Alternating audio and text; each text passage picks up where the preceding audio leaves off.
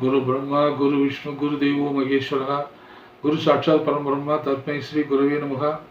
காஞ்சி பெரியவாளுடைய திருவடிகளே சரணம். இன்றைக்கு என்னுடைய ஆன்மீக ஜோதிடம் 1953 என்கிற யூடியூப் சேனலுக்காக வரலாற்று சிறப்பு மிக்க ஒரு கோயிலை பற்றி ஒரு சில வார்த்தைகள் சொல்லலாம் என்று இருக்கிறேன்.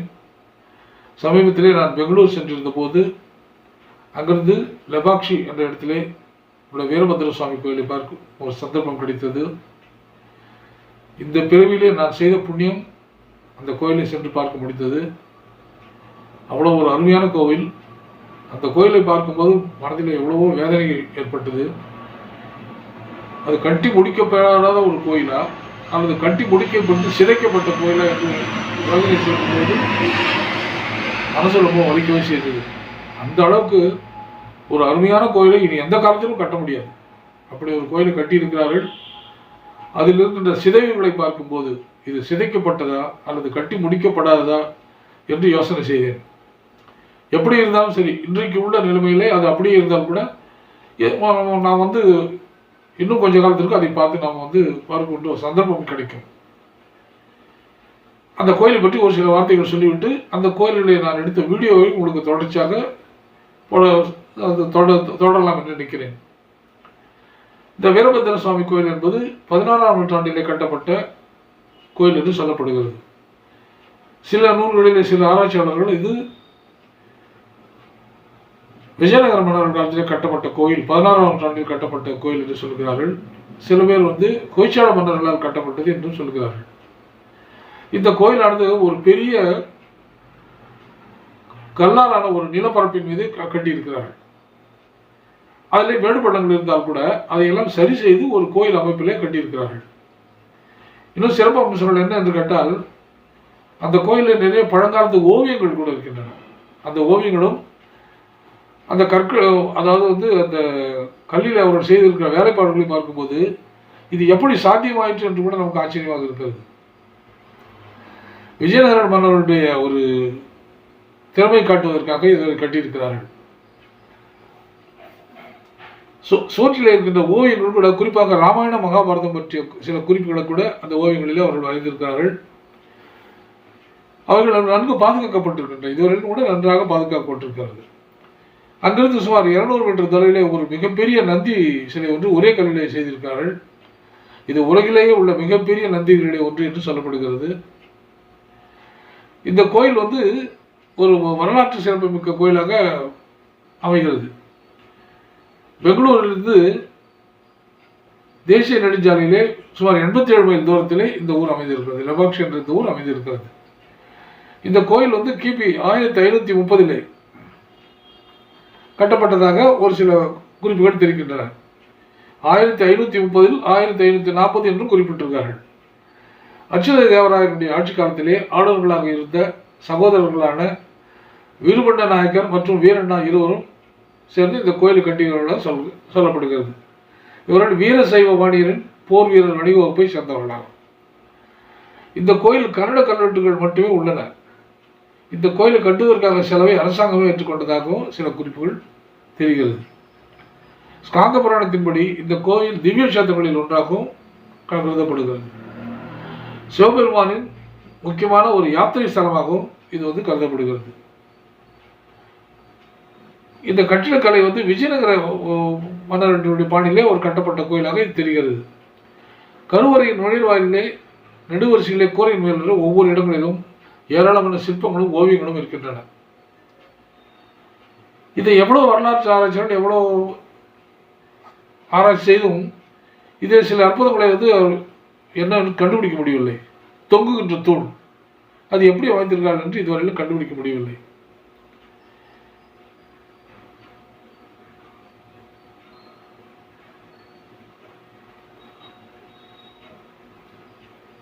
அதே போல ஒரு பெரிய மண்டபத்திலே தூண்கள் மட்டும் இருக்கிறது. அந்த தூண்களில் மேற்கூரைகள் இல்லை. அது கட்டி முடிக்கப்படாமல் அப்படியே விட்டு விட்டார்களா அல்லது கட்டி முடிக்கப்பட்டதை சிதைத்திருக்கிறார்கள் என்று தெரியவில்லை. அதை பார்க்கும்போது ரொம்ப மனசு சங்கடமாக இருந்தது. அதனாலே இங்கே இருக்கின்ற சிவபெருமானுடைய மூலவரும் அம்பாளும் இன்றைக்கெல்லாம் பார்த்து கொண்டே இருக்கலாம். அந்த அளவுக்கு அற்புதமாக இருக்கிறது. அதை பார்த்துவிட்டு அந்த ஞாபகத்திலே இருக்கும்போது அதை பற்றி என்ன சொல்வது என்ன பேசுவது என்று தெரியவில்லை.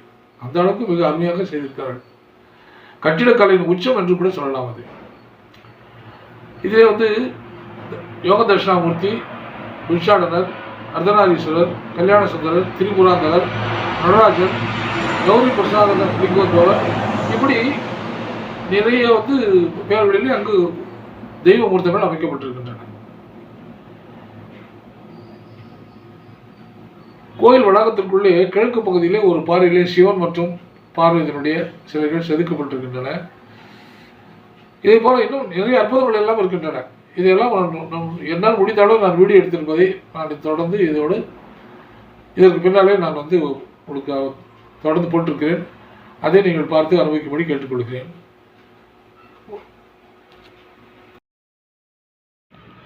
அருகே இருக்கின்ற ஒரு பூக்கடை. இங்கே சகல விதமான பூக்களும் கிடைக்கின்றன. ஒரு அருமையான பூக்கடை.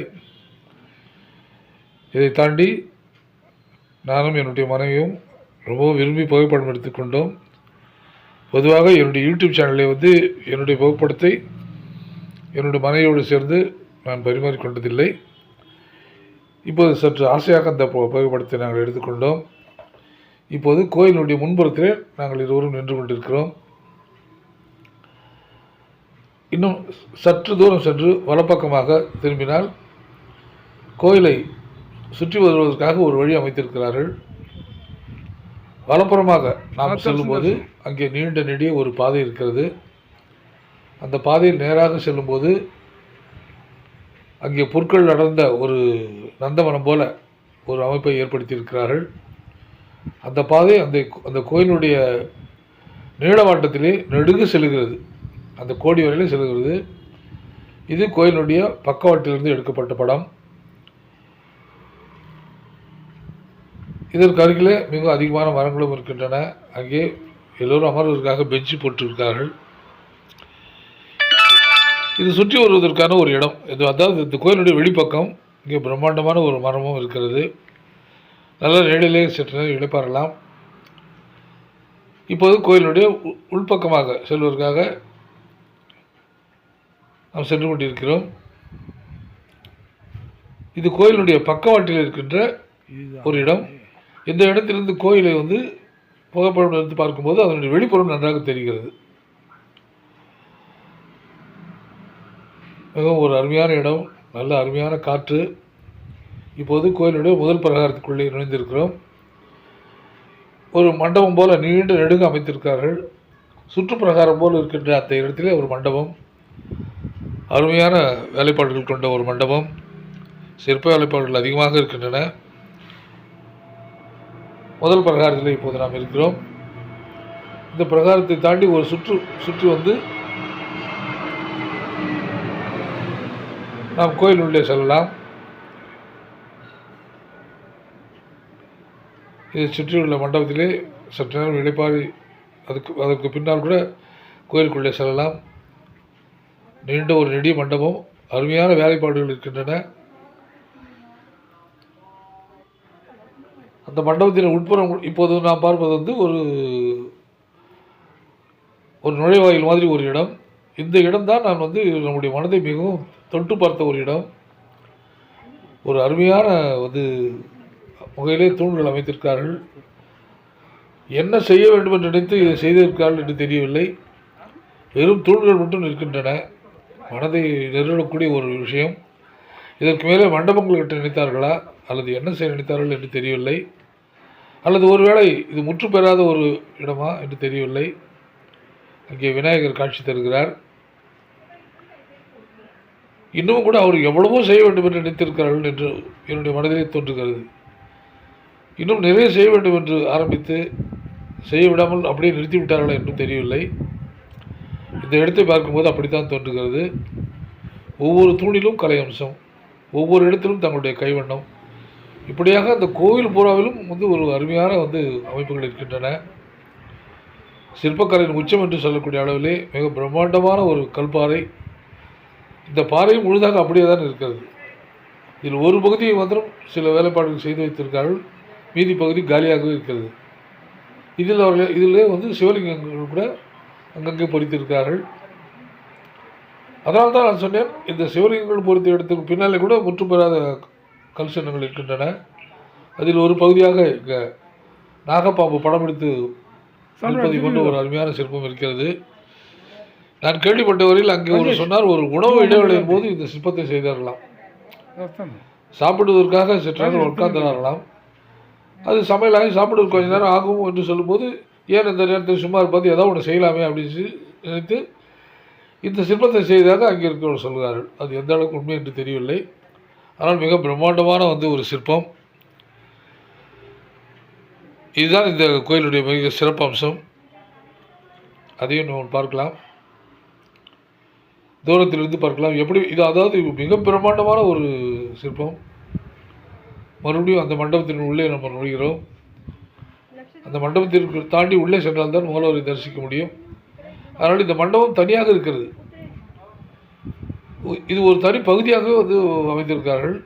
இந்த பகுதியை தாண்டி தான் முற்று பெற்ற ஒரு மண்டபமும் அதனுள்ளே மூலவரும் அம்பாளும் இருக்கிறார்கள்.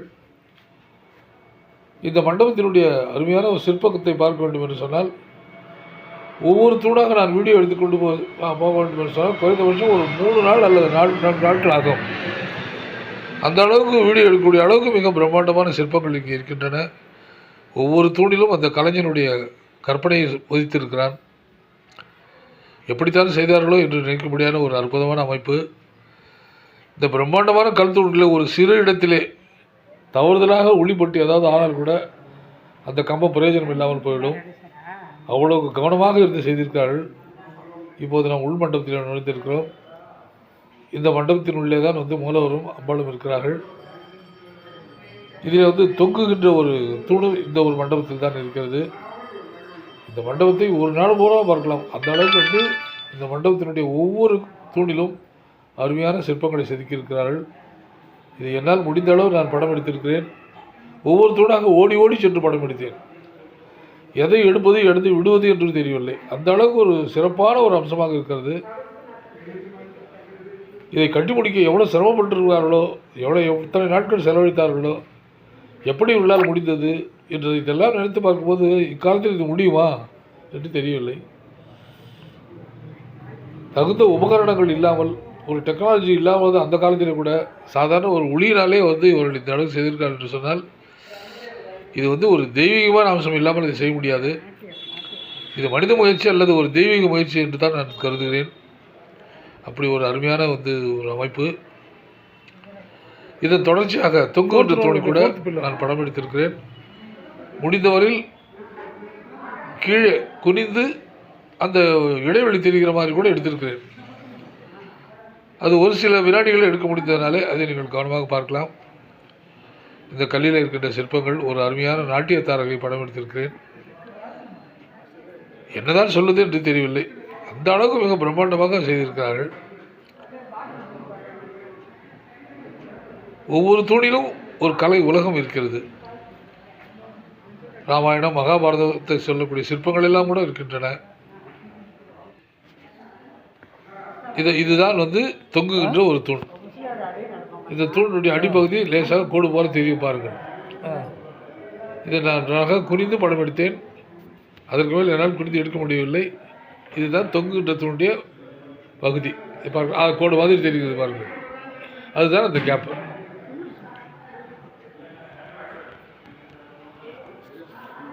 இந்த ஒரு டெக்னாலஜி எப்படி செய்தார்கள் என்று தெரியவில்லை. இந்த தூண் மேல்புறமாக பிடிப்பு இல்லாமல் இருந்தால் இது மாதிரி செய்திருக்க முடியாது.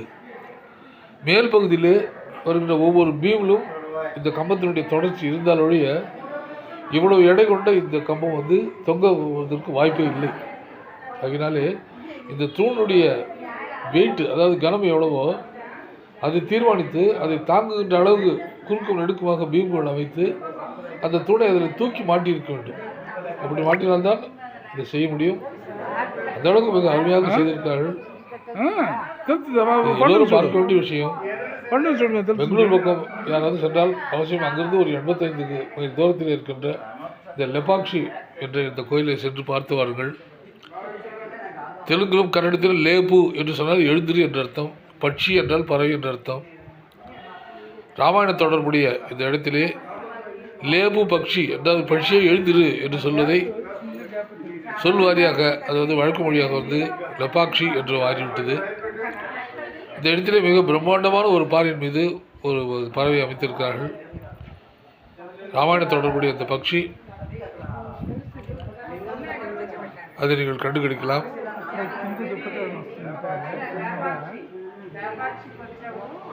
ராமாயணத்திலே வருகின்ற ராவணனோடு போரிட்ட ஜடாயு என்ற பட்சியினுடைய நினைவாக அந்த இடத்திலே அந்த வந்து சிற்பத்தை அமைத்திருக்கிறார்கள். ராவணனோடு போரிட்டு மரணம் அடைந்த நினைவாக அந்த பட்சிக்கு அஞ்சலி செலுத்தும் விதமாக அந்த ஜடாயினுடைய திருவுருவத்தை பிரம்மாண்டமான ஒரு பாறையின் மீது கல்லின் மீது மிக அழகாக அமைத்திருக்கிறார்கள். அதில் ஏறுவதற்கு கொஞ்சம் சிரமமாக இருக்கும். ஆனால் அந்த வெயில் நேரத்தில் நம்மால் ஏற முடியவில்லை. அது தூரத்திலிருந்து படம் எடுக்கத்தான் முடித்தது. அருகிலே சென்று பார்க்கலாம். அதற்கு படிகள் அமைத்திருக்கிறார்கள். இருந்தாலும் நம்மால் சென்று பார்க்க முடியவில்லை. அதை படமாக எடுத்திருக்கிறேன். அதையும் இப்போது பார்க்கலாம். இப்போது சுற்றுப்பிரகாரத்திலிருந்து வெளிவந்திருக்கிறோம். அழகான சிற்பங்கள், பூ வேலைப்பாடுகளை மிக அருமையாக செதுக்கியிருக்கிறார்கள். இதையெல்லாம் பார்க்கலாம். இப்போது மூலஸ்தானத்துக்கு சென்று இறைவனை தரிசித்துட்டு வருகிறோம். சுற்றி வரும்போது அழகாக இந்த சிற்பங்களை செதுக்கியெல்லாம் உங்களுக்கு காண்பித்திருக்கிறேன். அங்கங்கே நடனமாதனுடைய சிற்பங்கள், அந்த அங்க அசைவுகளும் அந்த சாமுத்திரிகா லட்சண பிரகாரம் மிக அருமையாக செய்திருக்கிறார்கள். இப்படி செய்த அந்த சிற்பிகள் இப்போது எங்கே இருக்கிறார்கள், எங்கே போனார்களோ தெரியவில்லை. இதுதான் அந்த லெபாக்ஷி என்று சொல்லக்கூடிய இடத்தில் இருக்கின்ற பிரம்மாண்ட ஜடாயு பட்சியினுடைய சிலை. அந்த ஒரு காம்பவுண்டுக்குள்ளே நம்ம நுழைகிறோம். எல்லோருக்கும் அனுமதி உண்டு.